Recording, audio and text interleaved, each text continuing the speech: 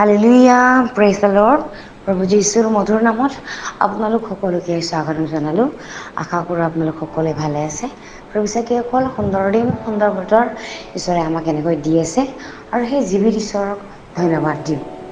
প্ৰভু চাকিসকল, আহক আজি দিনটোৰ আৰম্ভণিতে আমি ঈশ্বৰৰ বাক্য চাওঁ। আজি বাক্য আমি লৈছোঁ যিচয়া 12 অধ্যায়ৰ 4 পদ। সুন্দৰ ঈশ্বৰৰ বাক্য আমাৰ কাৰণে কৈছে, সেইদিনা তোমালোকে ক'বা, যিহৰ ধন্যবাদ কৰা, তেওঁৰ নাম লোৱা আৰু জাতিবিলাকৰ মাজত তেওঁৰ কাৰ্যবোৰ প্ৰকাশ কৰা, তেওঁৰ নাম উন্নত বুলি কীৰ্তন কৰা। Hallelujah, praise the lord. ঈশ্বৰৰ সুন্দৰ বাক্যৰ কাৰণে ঈশ্বৰক ধন্যবাদ দিওঁ। ব্যৱসায়ীসকল, এনেকুৱা এটা দিন আহিব, ঈশ্বৰৰ বাক্যই এইটোৱে আমাক বুজাব বিচাৰিছে যে এনেকুৱা এটা দিন আহিব, আমি যিবিলাকে আমি যীশুখ্ৰীষ্টক জানিছোঁ, ঈশ্বৰ যীশুক জানিছোঁ, আমি তেওঁৰ সাক্ষী হ'ম আৰু আমি এই লোকবিলাকক ক'ম, আমি হ'ব বাৰ্তা প্ৰচাৰ কৰিম যে তেওঁ সৃষ্টিকৰ্তা হয়, তেওঁ উদ্ধাৰকৰ্তা হয়, তেওঁ গ্ৰহণ কৰা, তেওঁৰ নামৰ উদ্দেশ্যে কি কৰা, ধন্যবাদ কৰা আৰু জাতিবিলাকৰ মাজত আমি তেওঁৰ কাৰ্যবিলাক প্ৰকাশ কৰা বুলি আমি ক'বলৈ দিম। এনেকুৱা আমাৰো এটা সময়ত আমিও ক'বলৈ পাম। ব্যৱসায়ীসকল, আজি যদি আমি খ্ৰীষ্টক জানিছোঁ, আমি গম পাওঁ যে খ্ৰীষ্টই আমাক কেনেকৈ সলনি কৰিছে, কেনেকৈ নতুন জীৱনত পৰিৱৰ্তন কৰিছে। Hallelujah, praise the lord.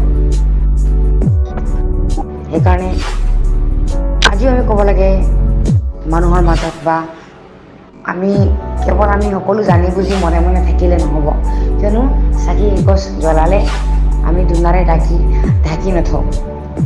আমি কোঠালিখন পোহৰ হ'বৰ কাৰণেহে আমি চাকি গছা জ্বলাওঁ। ঠিক তেনেকৈ আমি জীৱনৰ পোহৰ পাইছোঁ, ঢাকি ৰাখিবলৈ কাৰণে নহয়। আমি যেনেকৈ পোহৰ পালোঁ জীৱনৰ, ঠিক তেনেকৈ যিবিলাকে নাজানে সেইবিলাকে আমি এই সুবাৰ্তাটো প্ৰচাৰ কৰা উচিত।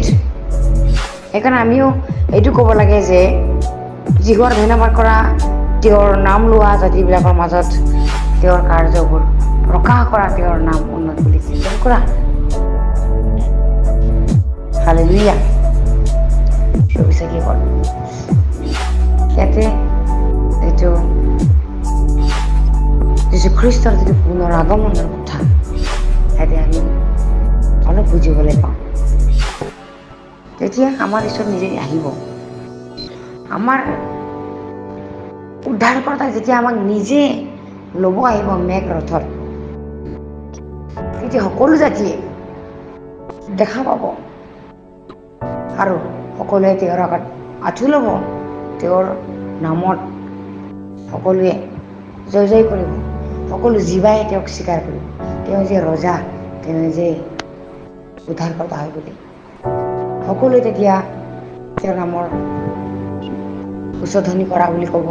সকলোৱে ক'ব, যীশুৰ বিশ্বাসীবিলাকেওতো ক'বয়ে, কিন্তু বেলেগেও এনেকুৱা আচৰিত কাৰ্যবিলাক দেখিবলৈ পাব, সেইবিলাকৰ উঠে স্বীকাৰ কৰিব যে হয়, যীশুৱে উদ্ধাৰকৰ্তা, যীশুৱে ত্ৰাণকৰ্তা, যীশুৱে মুক্তিকৰ্তা হয় বুলি। আমেন। বিশ্বাসীসকল, সেইকাৰণে আমি সময় থাকোঁতেই আমি শুভ বাৰ্তা প্ৰচাৰ কৰিব লাগে।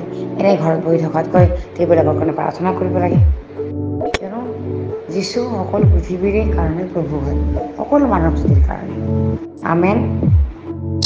আহক আমি প্ৰাৰ্থনা কৰোঁ, যাতে এবাৰ যোগেৰে শুনোতা কৰোঁ সকলোকে একে সমান ঈশ্বৰে আশীৰ্বাদ কৰক। একেলগে আমি প্ৰাৰ্থনা কৰোঁ। ধন্যবাদ প্ৰভু, তুমি ধন্যবাদৰ যোগ্য, প্ৰশংসাৰ যোগ্য, তুমি উদ্ধাৰকৰ্তা, তুমি ত্ৰাণকৰ্তা, তোমাৰ বিনা কোনো নাই প্ৰভু।